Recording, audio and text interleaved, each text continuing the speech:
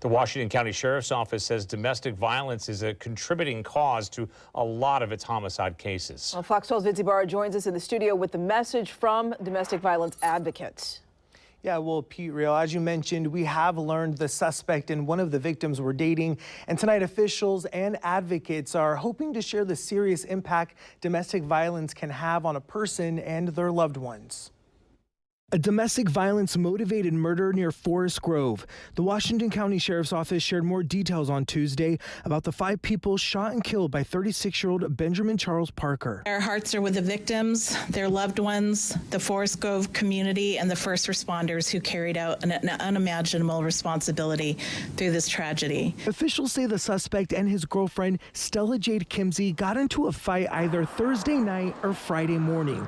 After that argument, the Sheriff's Office says Parker killed Kimsey along with her grandmother and mom, as well as Kimsey's best friend and her best friend's partner, before killing himself in Enumclaw, Washington. This tragedy really highlights the far too common concern present throughout our nation, including here in Washington County, and that's the issue of violence in the home. Washington County District Attorney Kevin Barton says domestic violence accounts for a major portion of the homicide cases they work on. We've had a total of 8 homicides for the year, 5 of which were domestic violence.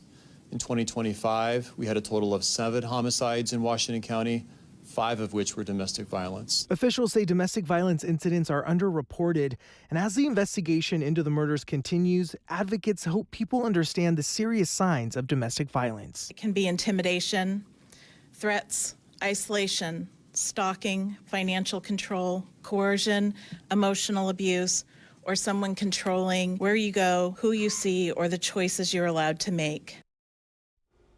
And if you or someone you know is impacted by domestic violence, help is available from the National Domestic Violence Hotline.